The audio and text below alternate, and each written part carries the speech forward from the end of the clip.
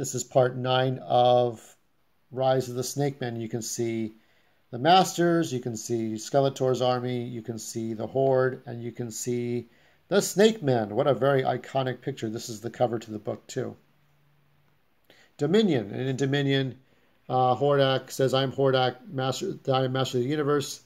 Everywhere they have been heard, worlds will soon convulse as fight zones tear through them.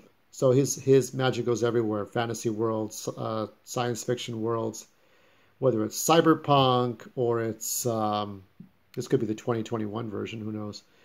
This is a fantasy world, far-flung planets that have never known the name Hordak will find themselves gripped by his malevolence. Tarmos, Lanabar, Mondo, Betrab, Belathrab, even Earth. Nowhere will be spared. Marlena, what is this? Hordak has risen. Shelter, find shelter. This is where Marlena has been. Marlena has been on Earth to help the people, realizing that there's evil and danger everywhere. She's decided to leave her king and go back. That's where she's been the whole time. So at least we know she's safe from evil. The Horde troopers are everywhere, causing problems for the Gar. Merciless invasion. So the Gar here are being killed, being wiped out. You got other people being named. Who else would stand against the Horde? Who else would do that? There's no escape from them. So Hordak is unleashing terrible evil, as every dictator does. This is Bleak Sorceress. No shit. It is, oh friend. Is barely an adequate word, Mossman. We must move to strike Castle Grayskull immediately. No, General Rattler, we have our plan. Cut the castle off. Lay siege, starve it until... We have no time, human. The demon Hordak Hiss has forced your hand. We must attack directly full on. A treacherous endeavor. Indeed, scans show the castle has become encased in a powerful Horde shielding. The future is clouded, she says, so they're not sure what to do. I'm sorry, my friends. I can no longer see a certain clear path. And that's true, I guess, because what could they do against Hordak? She doesn't have any answers. The answers lie in He-Man now. It's difficult. So why hasn't Hordak destroyed us? He has the power. Perhaps he dares not turn the castles on power on Eternia itself. And Adam just figures he wants him to surrender. He wants me on my knees. He wants the heir of Grayskull to bow before him. He wants revenge, and none of this will end until he has it. So, he's angry. He's angry at himself because he can't be He-Man. What could he do? It's kind of sad. Rattlor, stays close to the king's side. Because that day, that time that Mendor had healed Rattlor, Rattlor and He-Man had a discussion previously in issue 4. There's nothing more you can ask of me. There's nothing you can't ask of me. So he says here, Mammal's Hiss would have let me die. Hiss would have let me die. He would have seen your concern for me, for all of us, as weakness. Well, there's some gratitude for you.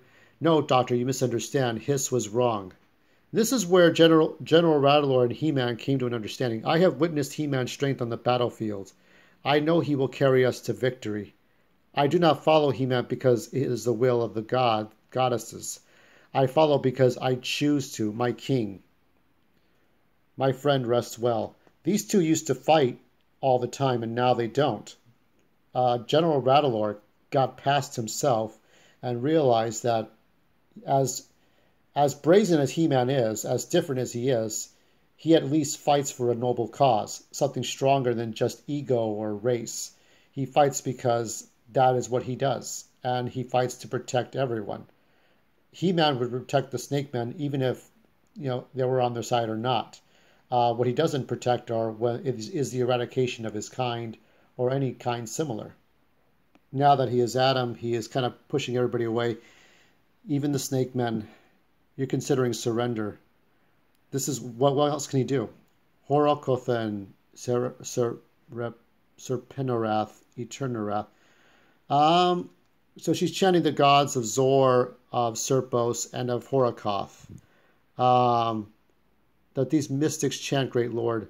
Old words, Evelyn, time-lost words of magic. They welcome in the age of Hordak. Yes, but who will help be the sorceress of that, should it not be obvious? I have accomplished things. I have accomplished things my father could never dream of.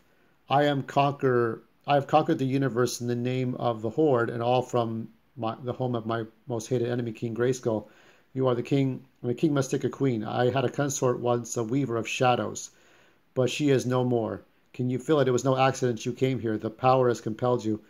So off screen, I guess he killed off the Shadow Weaver, and now he offers Evelyn a seat at his throne, placed by his side. But here's what's happening here. What is this madness? So what is happening is, as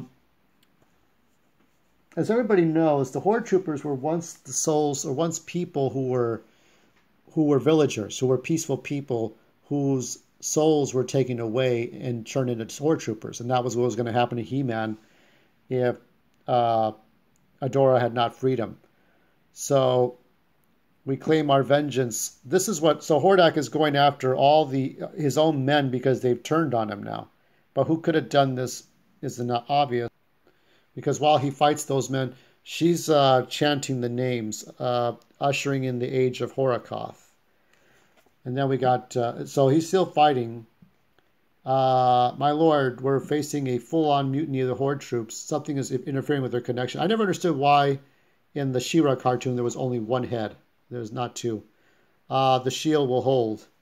It had better, my lord. Maybe they didn't want to make fun of two-headed people. I don't know.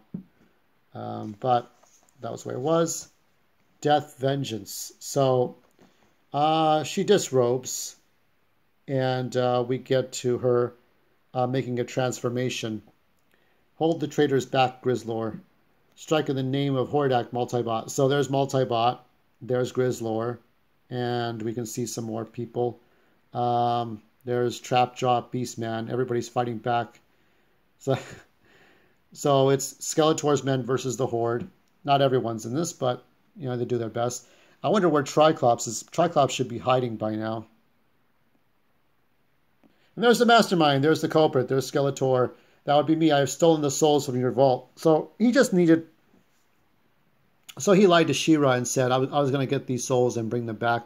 But really what he wanted to do was to take down his army. Because without his army, Hordak is fucked. And then it's just a battle of the wizards. Death to Hordak. Let him suffer as we have suffered. Ingenious, you have turned my power against me. You've used my power against me and turned it against me. But only because you have no might of your own that can match mine. This ends. So they start fighting.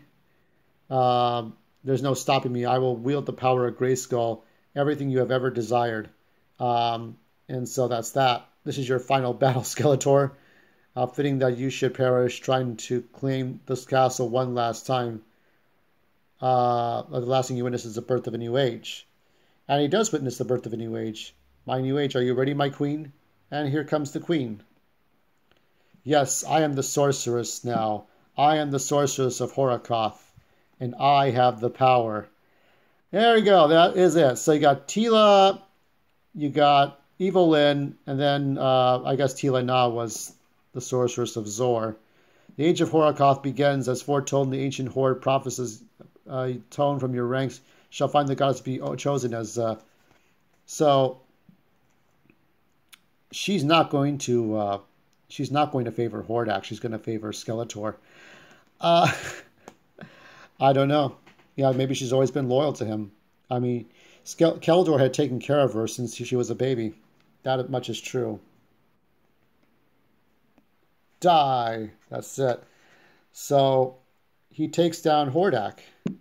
The blood of Grayskull. So he has finished off Hordak. Triclops. So Triclops was in on the whole thing. So I guess he sabotaged the security systems. Beastman is Beastman. Triclops is Trapjaw is Trapjaw. You have never looked more ravishing. Death becomes you. I am what I have become. The voice of the goddess, the face of the new age. Skeletor, Prince Keldor, are you ready? So all of this was set up. Hordak has been waiting for you. You are the master of death. So we're finally here. This is like an epilogue to this issue. Um, you can't surrender. You know, you should seek out Zodak, Zodak. So I try to figure out what to do. Seek Zodak, and where is he? And why has he not revealed himself? Where is your goddess, and why doesn't she help us? So he's frustrated, maybe sexually frustrated. I don't know, because he hasn't really touched Tila. But he's frustrated that he can't do anything he wants to do. He doesn't know where to go. He can't be He-Man, and if he stays at Prince Adam, he's going to definitely fail. The old gods have failed us, Tila. Now leave me. You're right, nephew. We either live or die on our own. It's all come down to us. So, he now knows that Hordak is dead and that Skeletor has taken over. You're alive, Skeletor. Of course, I am beyond death, but you look to be at death's door. You're not yourself these days? I see, fitting a broken sword for a broken king. Such a pity. I hope that you could witness what comes next through He-Man's eyes, but I am He-Man. I suppose so, deep down where it counts. Do you remember the first time we ever fought? That might have been during the, you could say it was during the crossover, not the crossover. He-Man and Skeletor fought each other when he had King Randor captive during the Shakar and Crystal storyline, and then there was the parallel universe storyline where Skeletor tried to break into Castle Grayskull with the portals. Do you remember the first time we fought? The first time you held that sword aloft and spoke the words of power? It was here in this very throne room I asked, "Who are you?" I'm still waiting for the answer. You remember when Skeletor asked He-Man, "I'm still not sure where you came from. Legend spoke of a He-Man, but those are just legends." Who are you to be more worthy of Grayskull's power than me, you, the wayward prince? For years I fought in vain to wrest the power from you, believing that I was the He-Man of prophecy. But the goddess chose you. Why? Because I will never get my answer. But I no longer care. For the first time I know who I am, whom the goddess chose me to be. Hordak thought too.